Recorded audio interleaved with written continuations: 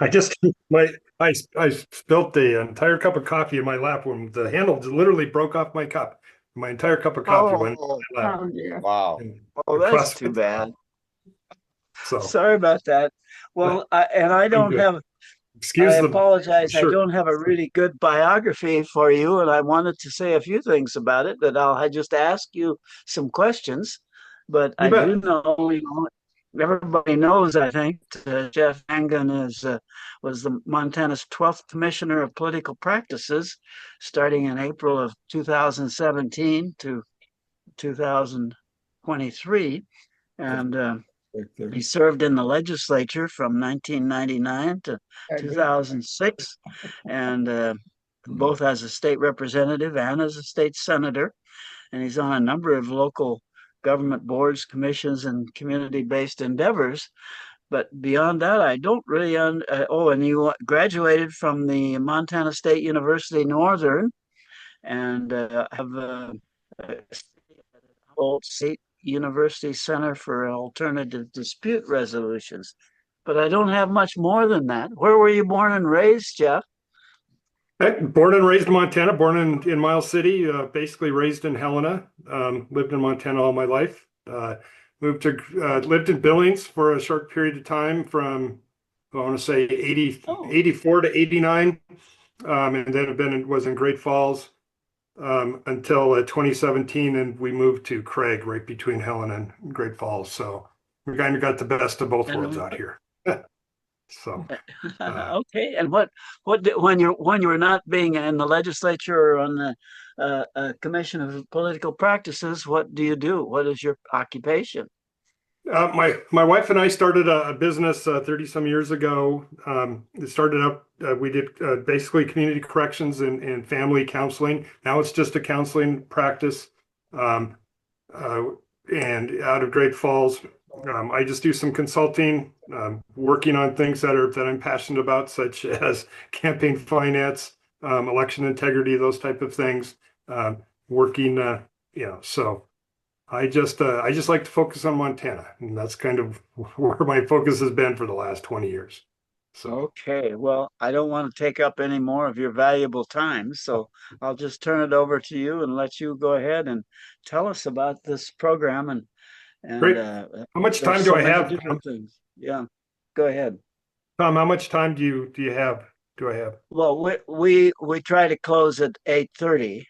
We can be a little flexible with that, but we want to save lots of time for questions, and I'm sure we'll get Sure. lots of questions. If it's okay, let me just kind of work through our slideshow and I'll keep me on track. We'll get to all the points I need to make, and I'll be should be close to that half an hour, 35 minutes, So enough time for questions after that, if that works for you guys. that should work. Yes. So If we can get a half hour questions, that would be nice. that would be good. So, all righty.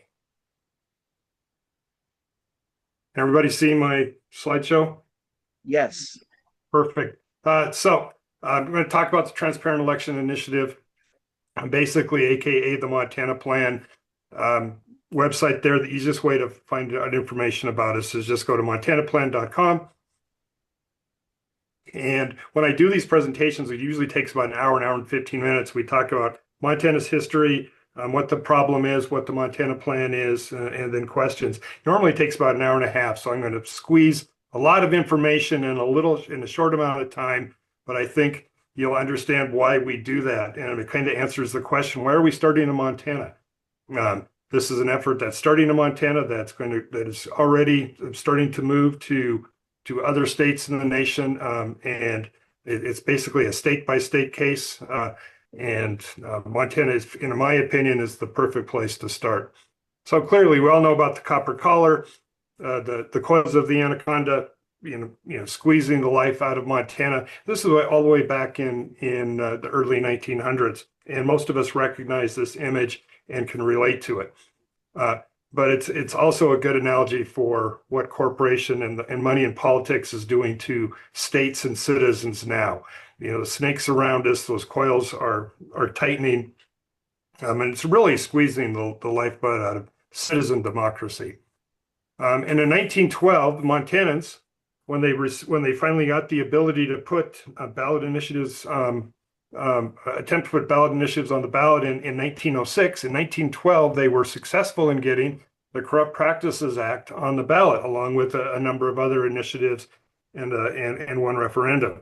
The Corrupt Practices Act banned corporate money in elections. It limited campaign spending and worked to eliminate corporate influence. And for those of us that remember, should be all of us, this law was in place all the way through Citizens United in 2010. And we'll talk about that here in a minute. So it's not like something that was only in the early 1900s that we banned corporate money. We lived with this all the way until about 16 years ago. And in 1912, Montanans went to the ballot box and supported the Corrupt Practices Act at 76% of the vote because of all the corruption that was happening with the Anaconda Copper Company and other mining and resource companies of the time. And it's something that we've been proud of ever since. And I want to jump to Montana's Constitution in 1972. In 1972, Montana created our new Constitution, and one of the things it did was not only it enhanced the ability for citizens' democracy with both ballot and referenda that were already that were already approved from the earlier Constitution, but it also allowed Montanans to, for the first time, use direct democracy to amend Montana's Constitution. So it strengthened what we currently had and provided Montana citizens the ability to amend our Constitution. And it's something I think we're all pretty proud of. We're one of only a handful of states that can do that through the citizens. As a matter of fact, 25 states of the union don't even have direct ability to for statutory referenda. So, and in 2012 and 2010, Citizens United came around. And what was Citizens United? Citizens United was a nonprofit group in Virginia that sought to promote a film that criticized the candidate in the 2008 election. The state of Virginia said no, they couldn't. They took them to court, all the way through the court process, all the way to the Supreme Court. In 2010, Supreme Court ruled by 5-4 that government cannot restrict independent political expenditures by corporations. Kind of enveloped now what people think of Citizens United. They think of, oh, that's the case that gave corporations personhood. It did that in a sense. It's an easy way to think about it. But what it really did was something even worse. What they really said, in my opinion, is something even worse. They said that independent political spending by corporations cannot be corrupting and therefore cannot be regulated. So just think about that definitive statement written by Kennedy in 2010, that independent political spending by corporations cannot be corrupting. Definitively said that. And actually went one step further, said not only cannot be corrupting, they said it can't even give the appearance of corruption. Therefore, it's legal to spend in elections. So the impact corporations can now spend unlimited amounts on elections as long as it's not coordinated with other candidates. And I'll talk about coordination in a second. Montana, just like we did in the early 1900s, didn't take that line down. Our response to the Citizens United ruling, and the other thing that Citizens United did too, kind of glossed over this, was we had the Corrupt Practices Act in place. And when Citizens United came down, Western Tradition Partnership sued the state of Montana to say that because of Citizens United, the Corrupt Practices Act was unconstitutional. And we fought that all the way to the Supreme Court. We won in the Montana Supreme Court. Montana Supreme Court agreed with Montana that we had a history of corruption. We had a very good reason for the Corrupt Practices Act, and it was legal. American Tradition Partnership picked up the mantle, took it to the United States Supreme Court, and they ruled against us 5-4. Montana's response to that was, I think, significant, because we as citizens, once again, went to use our ability to put an initiative on the ballot. And we put in 2012, we put I-166 on the ballot, which is basically our, our shaking our fists at the federal government and basically declaring that corporations are not human beings with constitutional rights. And I-166 passed with 75% approval. The other thing it did is it directed our state officials to implement I-166 by working to overturn or undo Citizens United. In reality, of course, I-166 is largely symbolic, can't override that ruling, but it did send a powerful message. And once again, it strengthened Montana's resolve as citizens to do something about corporate power in politics and our commitment to democracy. What happened after Citizens United? Floodgates opened. Corporate and union spending in elections were tightly limited after unlimited spending became legal. Super PACs were not a thing, did not exist prior to Citizens United. But since then, independent expenditures run through, often through super PACs and others, but independent expenditures have increased by 2,800% from 2028 to 2024. I'll show you a graph here in just a second. Dark money is that money that is run through normally C4s, those nonprofit entities that aren't required to disclose their donors, and then in turn they give that money to a PAC. So when the PAC discloses, the only thing the PAC discloses is the C4 name that gave them the money, not the underlying contribution beneath it. And finally, spending remains legal as long as it's not officially coordinated with candidates. And just to give you an idea of where that IE spending was, both nationwide and in Montana, these next two slides, this chart starts in 1990, but you can go all the way back to 1889 if you wanted to. And that line remains flat all the way up until Citizens United.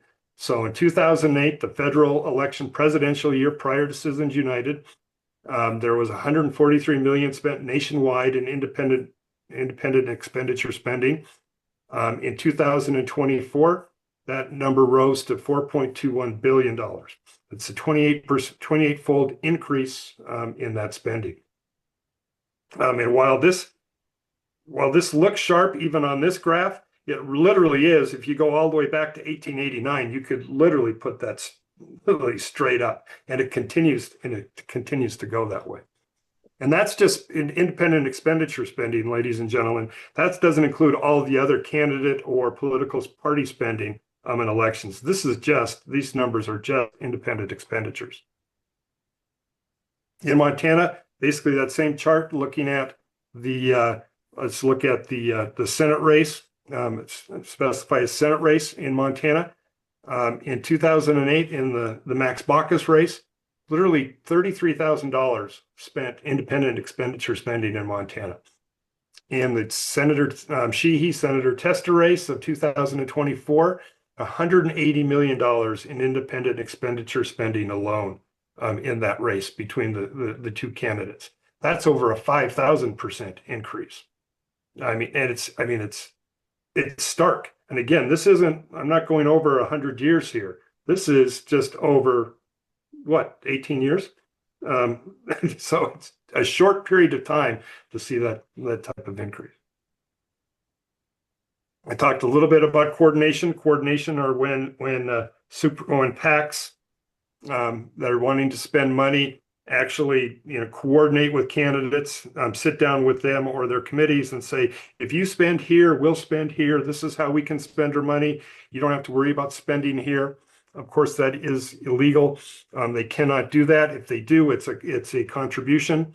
But today, they don't need to coordinate.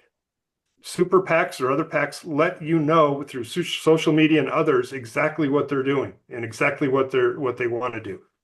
In September of last year, 2 new super PACs were announced, and they announced it through the New York Times. They literally just announced it, and they told everybody who wanted to listen, but particularly aimed at candidates, no matter where you were, that we will work against you if we see you as insufficiently supportive of AI. So they don't have to coordinate in today's age. You don't have to sit down with a politician or a candidate or a candidates committee and say, you spend here, we'll spend here. They just come out and tell you exactly how they're going to spend their money, and what that means to them if they choose not to, and the amounts of money that they're putting in there, $200 million.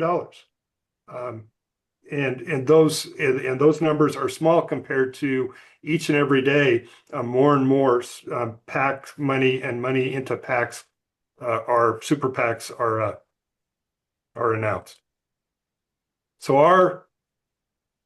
our solution to this is what we've dubbed the Montana Plan. And I think you can understand why we called it the Montana Plan. A, we're starting in Montana. B, everybody loves Montana. Everybody outside of Montana loves the Montana Plan because it sounds a lot better than the Florida Plan or the Ohio Plan or whatever it might be. It rolls off the tongue. Plus all of the things I just talked about, our history and our legacy about Montana. It makes perfect sense to start here. So how are we going to end corporate and dark money with the Montana Plan? We're going to do it simply by removing the power of corporations to spend in politics. Now, you might say, and you might say, Jeff, but we already have regulations that have attempted to do that, including Citizens United. I'll get to that in a second. But I want to first talk about what is a corporation. Corporations are basically artificial entities created by law, by our state, for the purposes of furthering specific economic goals. The states give them very specific rules or special rules related to things like limited liability, perpetual life, ownership of property, the ability to hire and fire employees, et cetera, et cetera. And as far back as kind of the definitive the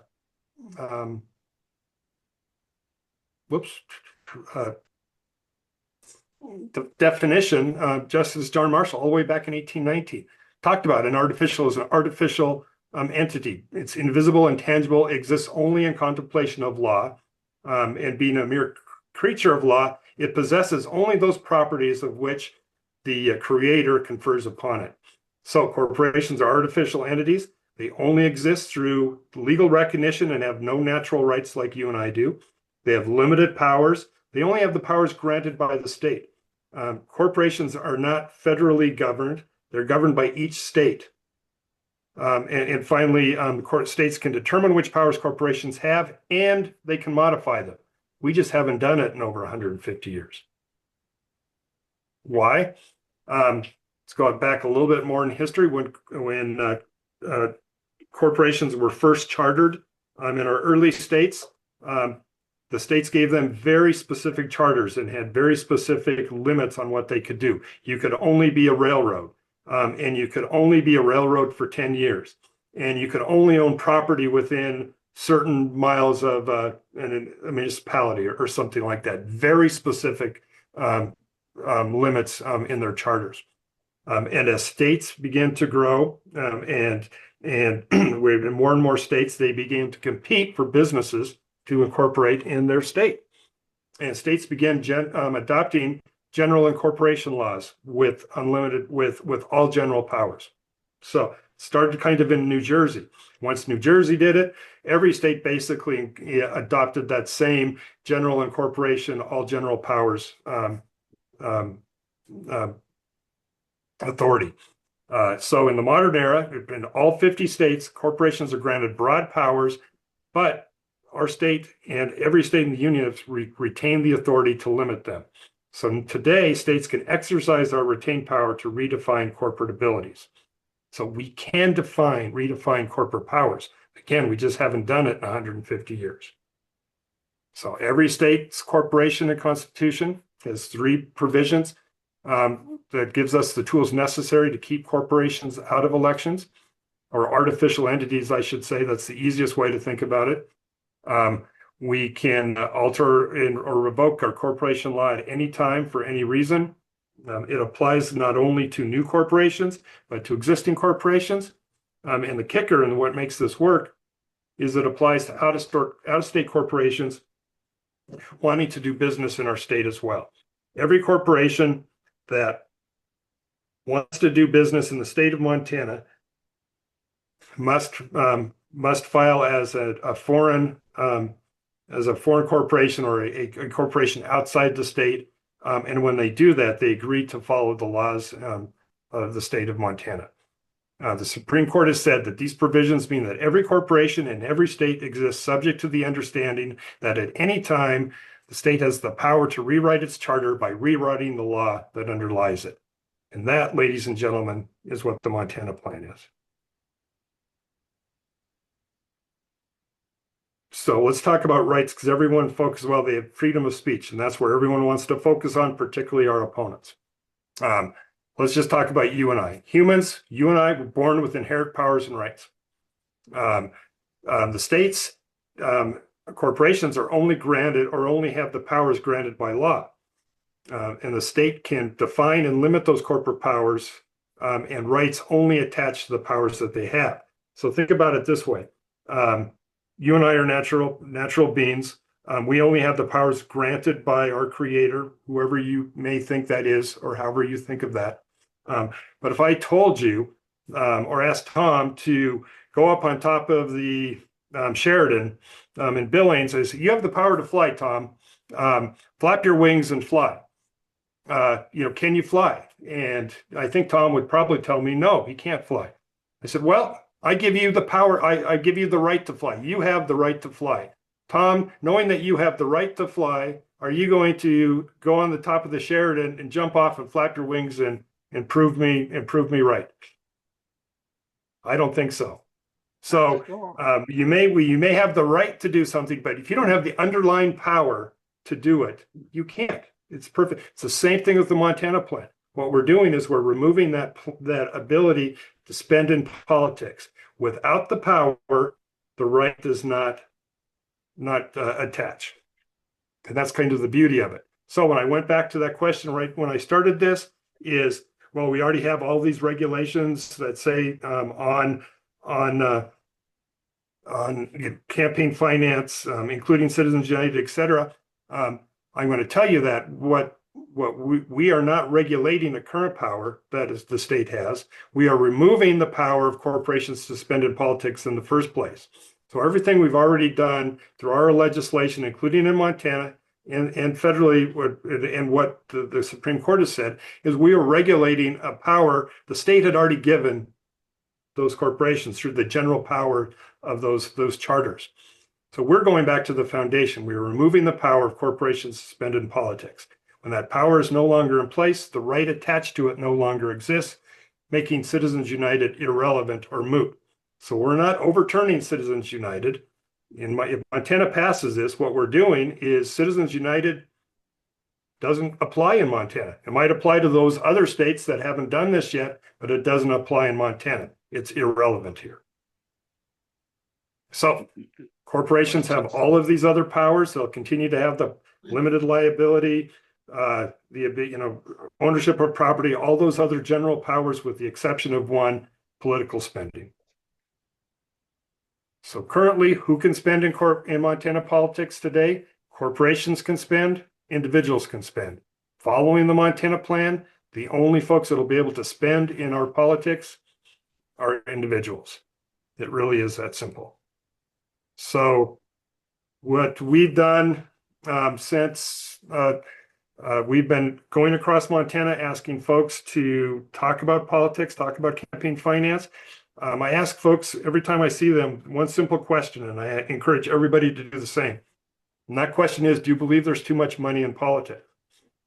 And the answer will likely be, or should be, hasn't been any different yet.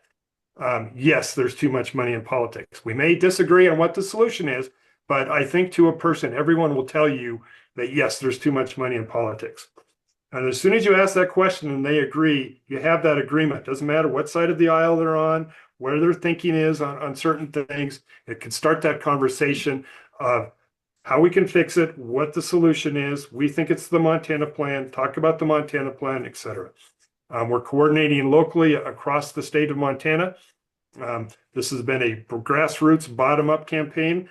I told you that earlier that this affects all corporations, for-profit corporations, LLCs, nonprofit corporations, C4s, unions, associations. C4s have been funding efforts, ballot efforts, for a long time, for the last 15, 16 years. No one has wrote a transparent election initiative, a check to start this and work down like most anymore. That's kind of how the political machinery works. Everything that we've done has been a volunteer movement. All of our donors have been small donors from not only Montana, but across the country. And we are literally working arm in arm with our fellow citizens and organizing in communities across the state to once again lead the reform, just like our ancestors did in the early 1900s, just like we did when we strengthened our Constitution in 1972, just like we did when we passed I-166 in 2012. And again, in 2026, we're going to continue to lead the nation in campaign finance reform. Mm-hmm.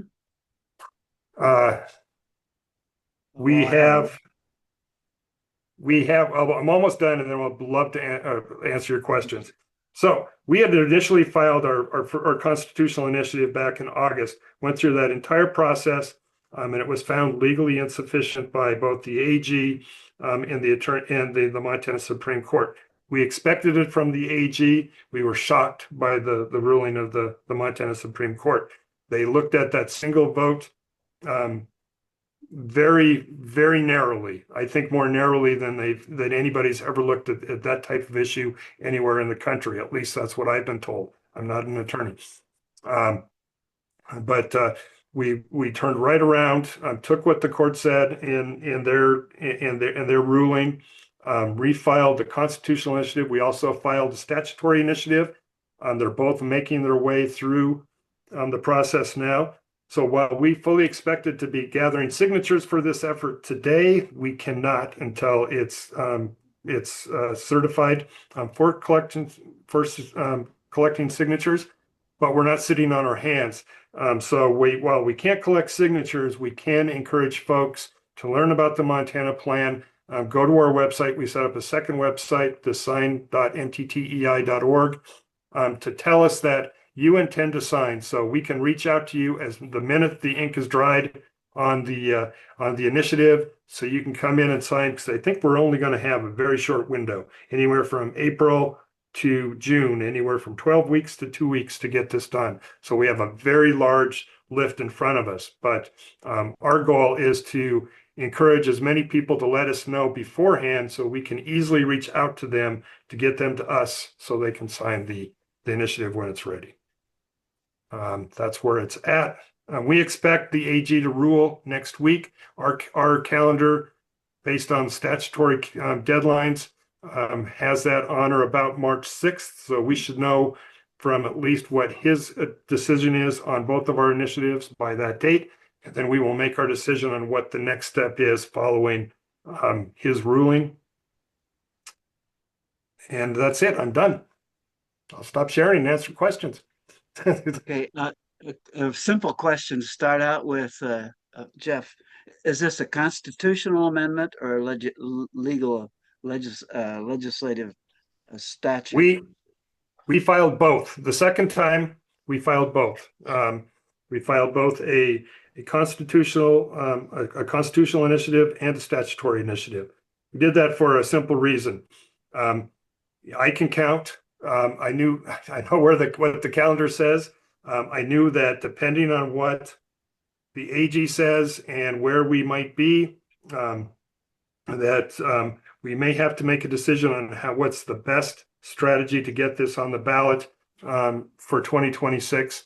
And we wouldn't have the time to move into a statutory initiative, for example. So, like I said, we will make that decision depending on what the state tells us as we move through this process and what the calendar looks like towards June 19th. June 19th in Montana is the deadline for the final signatures to be delivered to the county election offices for it to count towards the 2026 ballot.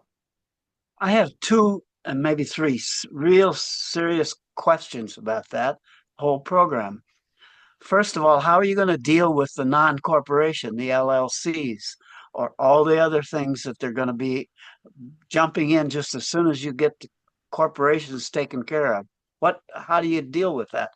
Well, it apply. I mean, and this is kind of. I mean, we focus on talking about corporations and that, but literally, what they are, and how we've written both the constitutional initiative, everything that we wrote, is we term them artificial entities. Artificial entities that exist and only act because state law grants them that legal capacity includes all corporations, all LLCs, all unincorporated or incorporated or unincorporated associations or unions and those type of things. So it covers all of that. They are getting something in return from the government. They're being created by the government. This covers all of that, Tom. And you don't think we can get out of that by saying, oh, we're just an individual bunch of individuals as an association? No, we're giving them in return, whether it would be limited liability or some type of benefit of the state, and that's exactly how we've written it in okay, both. Second question is, how do you deal with the problem that the Citizens United obviously gave us is that you can't avoid corruption of elections, and interfering with the finances is a corruption according to the Supreme Court, I guess. But how do you get around that? Isn't this a corruption of the of elections?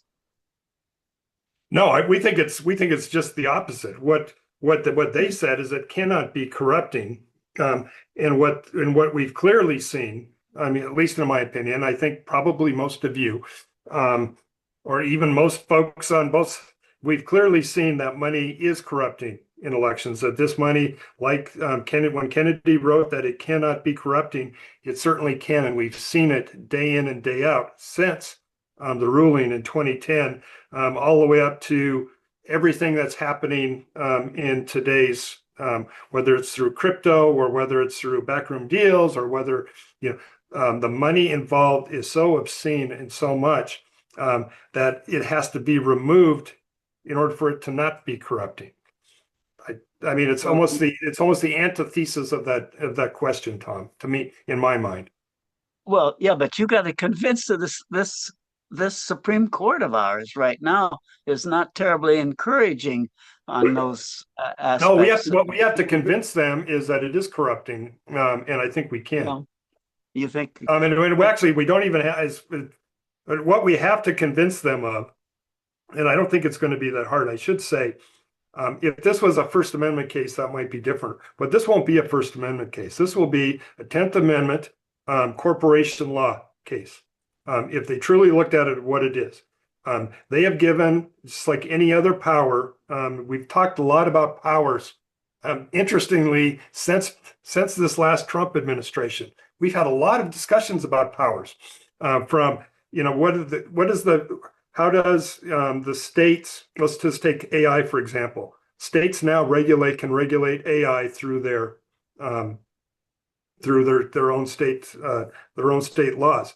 The federal government is trying to preempt that and say, no, we want to take that power away from you and put it in this, in the federal umbrella. So they're talking about powers. But even more, if you just listen to what's happening with tariffs, what's happening with the executive versus legislative and judicial branches, if just take the executive, he thinks he has the power to do all of these things. And folks are pushing back and say, no, the legislature or the judicial have not given you that power. You do not have the power to do that. So you can't independently, we've never given you the authority. And so we're actually talking about powers practically every day. And the same thing applies here. The states control the power for corporations, the powers that they have to become what those underlying powers are for a corporation. The corporation doesn't have the authority unless the state gives them to it. We just gave away the boat we gave away the farm 150 years ago when we started granting charters with all general powers. What we're doing is taking that back, and we're taking that back under the 10th Amendment, just one little power, the power to spend in elections, basically, the power to spend in politics. And that's what we're doing. So it's corporate law. If they choose not to do that, and they choose to look at a different argument or go back to the First Amendment and saying that this they're going to be upending not only this part of corporation law, but, and again, I'm not an attorney, but I mean, I'm just thinking of it, insurance. I mean, just all kinds of other issues that are involved with corporations that they're just going to be turned on their head if they choose to look at this any differently than what the states have the authority to do with their own corporations. Well, I think your point is well taken that we might convince them on the 10th Amendment. And that is a very important thing because that is clear in the Constitution that you have to, that if it's not something that's prohibited in the main Constitution of the United States, the states have the authority. Period. And I think they'll listen to that. And there's Supreme case court law that backs it up as well. A lot of it is old, but a lot of things that anybody else is going back anymore is old in itself. And that's the reason we have a history of the Supreme Court and have all of these cases to get to where we are today. So there's lots of, if we can focus on what we're really doing, 10th Amendment, corporate law, not First Amendment, right, that's something that we've already, it's not a regulation. It's a redefinition of what powers a state is giving that corporation. That's why all of the opponents to this, the Chamber of Commerce, some of the national folks are really folks, they want to keep the focus on First Amendment. Oh, we have the corporation has that right to speak. Well, they didn't have that right to speak all the way up to 2010. They did just fine up until that point. We didn't, businesses weren't fleeing the state for 100 years in Montana because the brave citizens of Montana in 1912 passed the first Corrupt Practices Act. Anyway, I can go on, but I love that question, Tom. The third point that I am a little concerned about, and that is how do you respond? If Montana does it, is it really going to be effective until all the other states also do it? Can we get by ourselves? Can we make any progress at all? I think we can. First of all, I think everybody knows this, that if we're successful in getting on the ballot, if we're successful in it passing, we know right away that it is not going to be enacted because we will be in court from the minute it passes until all the way likely through the Supreme Court. So we understand that and we're prepared for that fight and looking at that. At the same time, other states are watching what we're doing.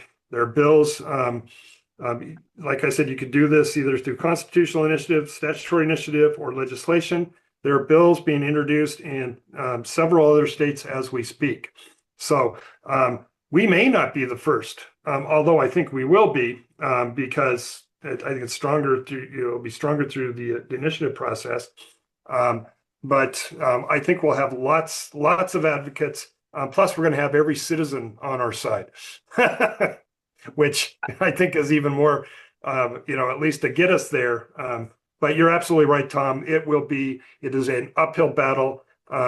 It's been an uphill battle since I've started. I can only continue to be positive, but each and every day I find new things out that what the opponents will be doing, and we will be battling this for a long, long time. But it's worth the fight because it's the first time that we've actually thought outside the box and look at something that might actually work. When people think about this, particularly my attorney friends. Tom, you probably will do the same thing or may have done the same thing. When I first talked to Governor Roscoe and said, Mark, I need you to take a look at this. We have this idea that we want to start in Montana with. And this is what it does. And he listened and he kind of did a face palm. And he goes, this is too damn simple. This has been in front of us the entire time. Why the hell haven't we thought about this before? It's because it's been so long and we've looked at how, kind of focused in the wrong, the wrong area. It's like, it makes perfect sense. And that's why it's been so that's why it's been embraced by so many, uh, particularly attorneys and others, when they actually start thinking about it, say, ah, that makes perfect sense. But they know I it's an agree. uphill battle. I agree, but it's an uphill battle. You have done a great job so far. Let's get to the other questions. Steve Held, I think you've got your hand up first. Hey, yeah, I'm glad we have an attorney in the room. Thanks, Tom. Yeah. Um, Howdy, Miles City. Nice to see you, Jeff. I didn't know you were from Miles City. That's pretty cool. Well, I was born. Money in There's a politics. story behind that, Yeah. Steve. But and I've got lots of good friends. I'd never really lived there. I was adopted out of Miles City, but that's another story. But I have wonderful friends. Gary Matthews. I served with Gary. Gary and I were roommates in the legislature for three of my 4 terms, and we've remained good friends. And I always love visiting Miles City. At any rate. I was adopted too. Were you literally adopted? I was right out of the Holy Rosary nunnery there in the middle of Miles City. Yeah, cool, man. I was adopted too. But I wanted to say, yes, there is too much money in politics, to answer your question. Thank you. I was one of the first people to endorse and donate back when there were 2 amendments. And so I've got 2 things. One is I'm having a big event here on the ranch this weekend on the 28th about ag and energy. And we were having signature gatherers coming. Are you saying we can no longer do that? First question. And I thought we had over 170,000 signatures. So I want to hear more about the ability to do that. And the other thing is we have the power to amend our constitution in Montana every 20 years, I think, to rewrite it completely. And that's under huge threat right now.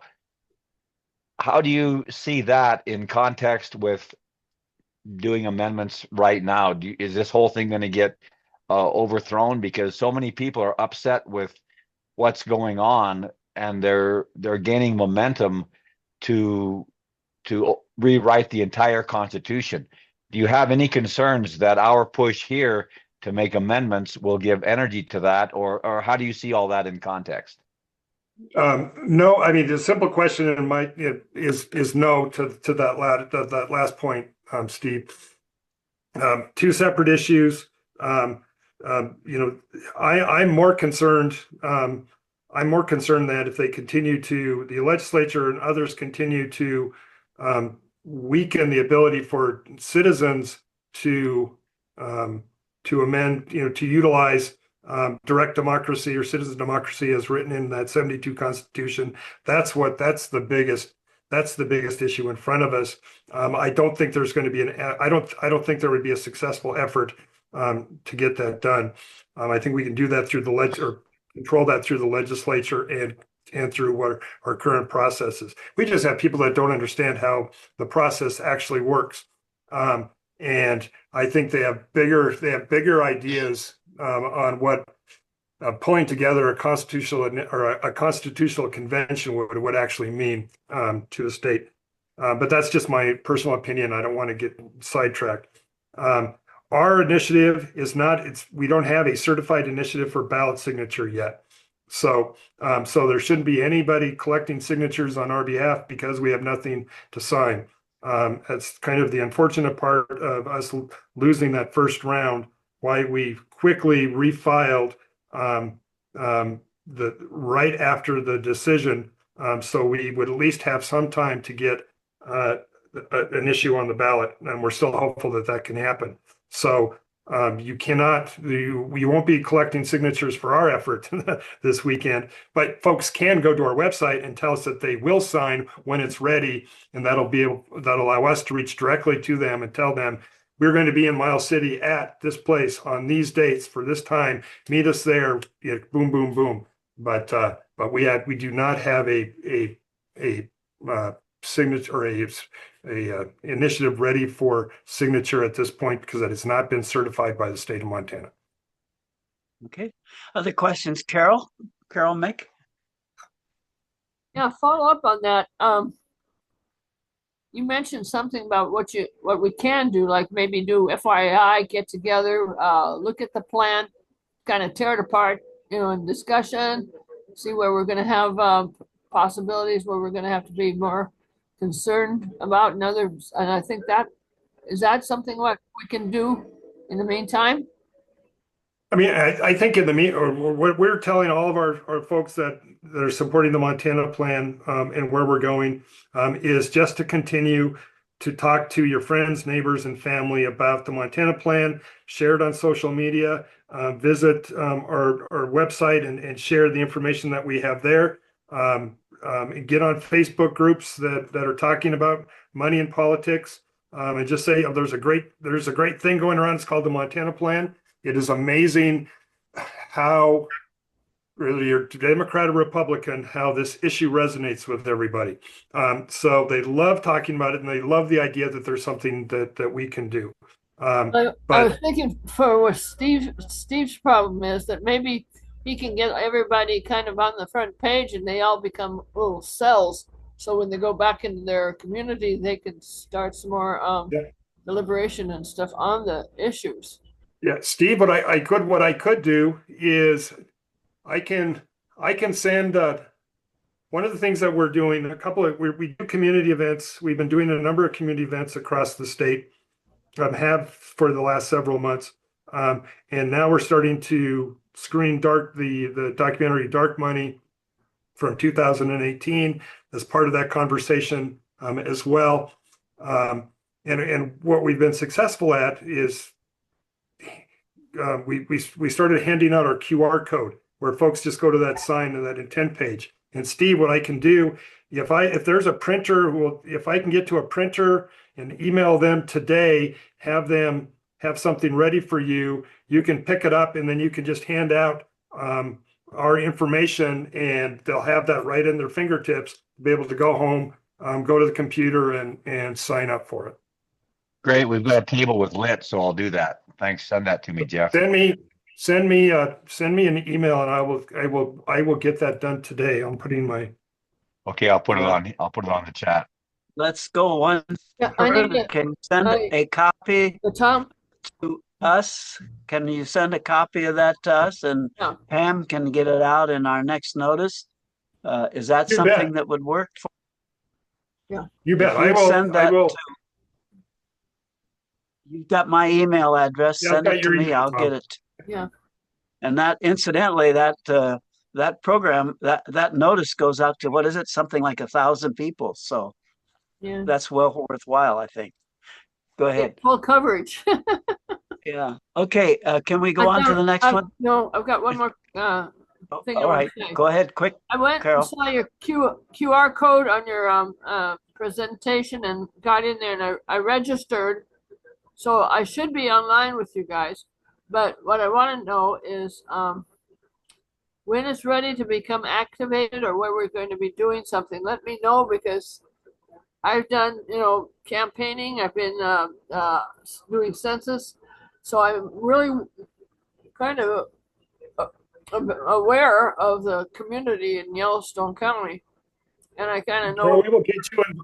We have organizers on the ground in all of our last little bastion is actually Miles City. So this is taking care of one of them, and Kalispell, where we need more help. But we will get you hooked up with all of the local Billings folks too. And we have wonderful, we're getting a wonderful organization. So before we actually organize to get people out there, I need to be there, because I've always got in the middle or towards the end, and I've had to do put out the fires. I'd rather not have to put out fires and get them started right in the. No, I believe that works for me.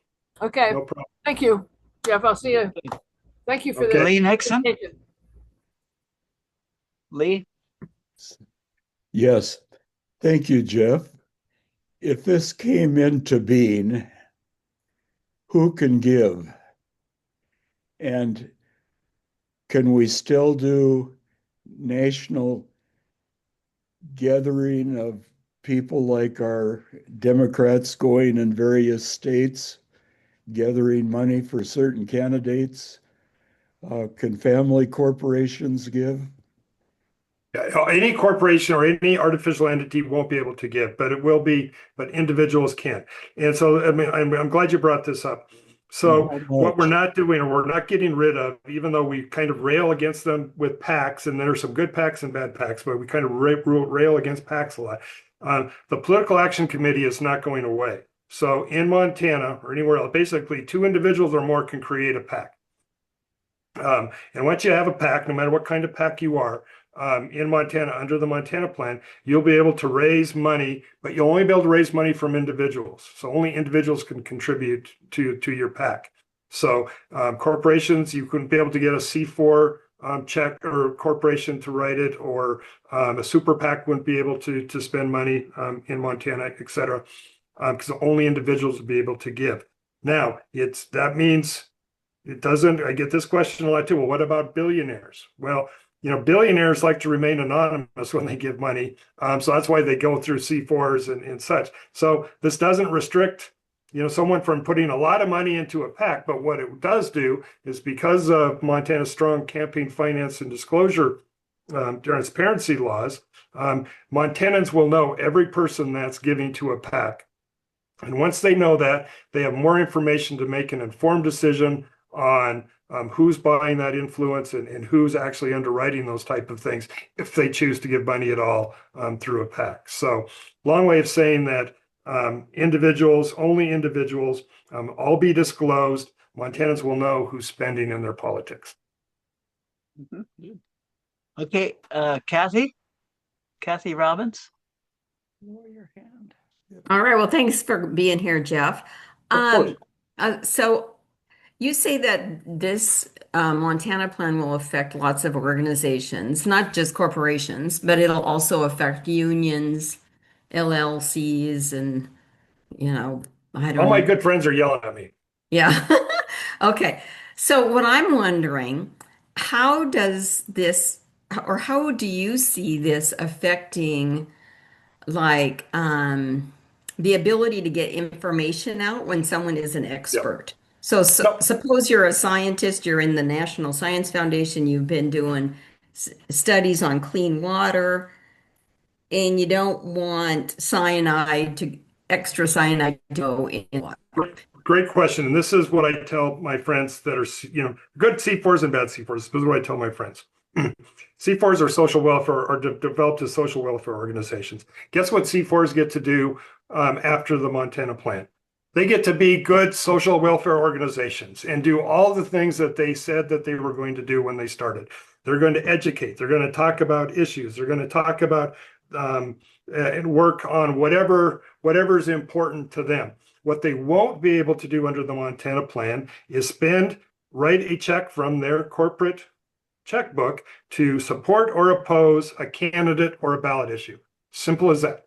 So still be able to educate, whether women's reproductive health, and go out and educate on women's reproductive health and boom, boom, boom, or whatever it might be. None of that goes away. It just enhances what you should have been in the first place. Unfortunately, in my opinion, in the past 16 years, we've gotten so used to C4s becoming this conduit to fund different PACs in a way that kind of, I think, weakens nonprofits in general, both C3s and C4s. That's why folks like Liz Moore, the former executive director of the Montana Nonprofit Association, supports what we do. And I have a quote for her on that exact issue on the website. So, a long answer to your short question is, it shouldn't change a thing. They should be able to do that. You're not going to be writing a check for that person to say he's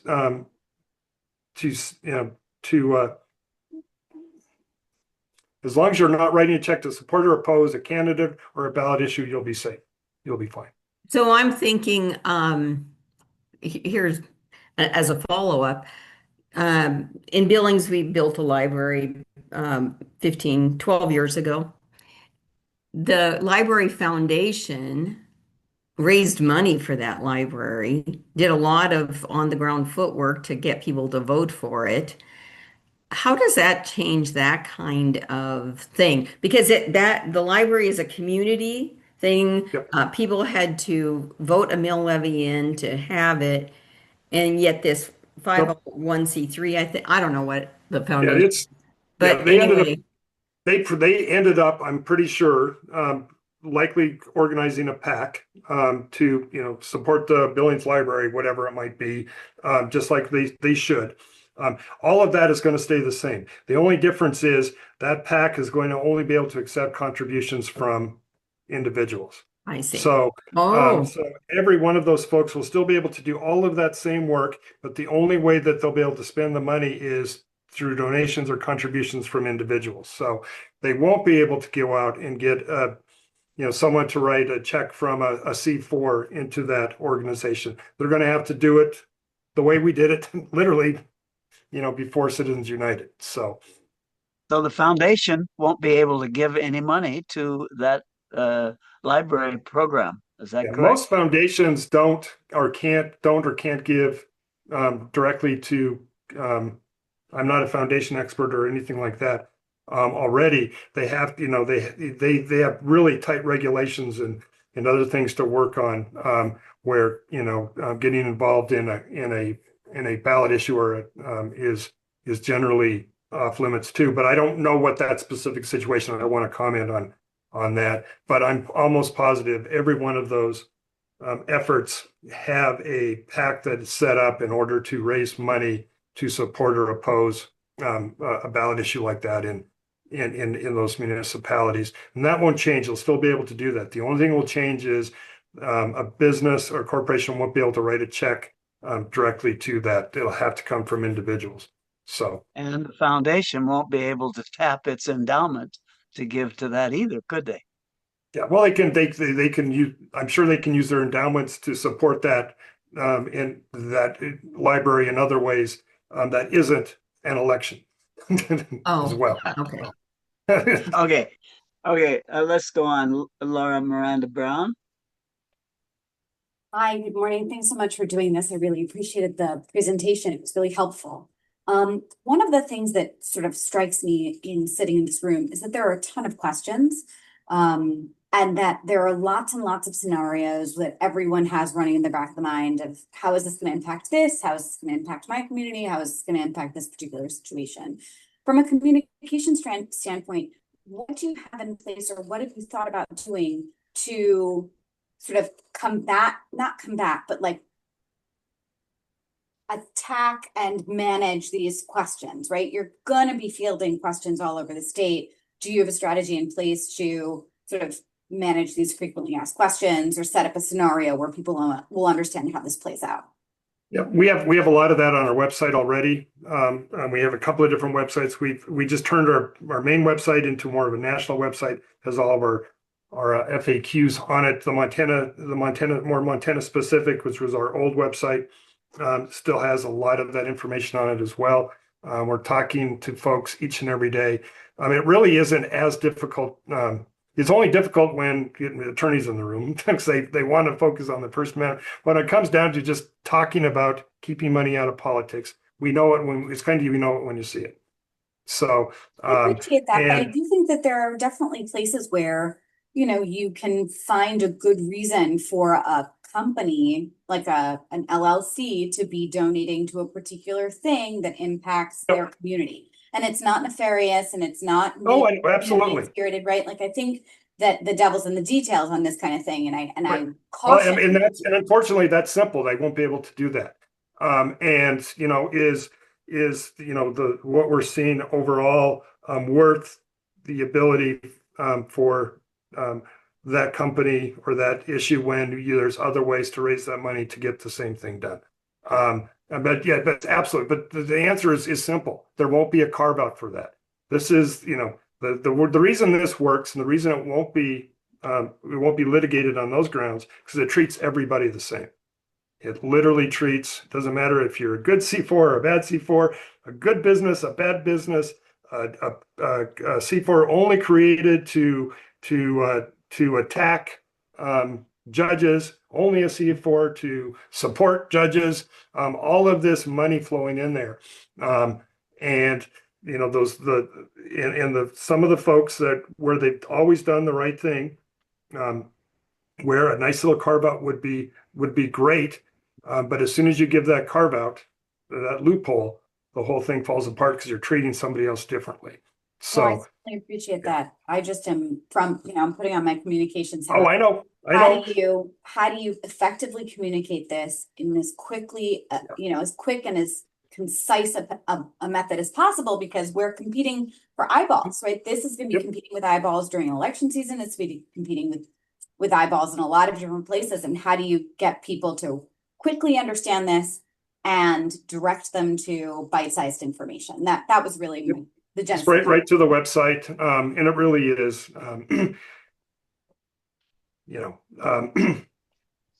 Particularly when I get on a call with my friends, that's the first thing I want to say. But Jeff, we've done all this work, all this good work, and then my other favorite is, well, if we do the right thing, the other side never does the right thing. So we'll follow the law, the other side won't follow the law. No, it's like I understand that, but you have to have the law in place in the first place in the foundation to make it work. I think there are plenty of again ways that we forget that this isn't something that we've been living under for 50 or 60 years. We've literally been doing this only for a decade. We forgot how it was beforehand. And it's unfortunate. And it's unfortunate that the only way people can think, and I know this isn't an answer to your question, it's just my editorializing, that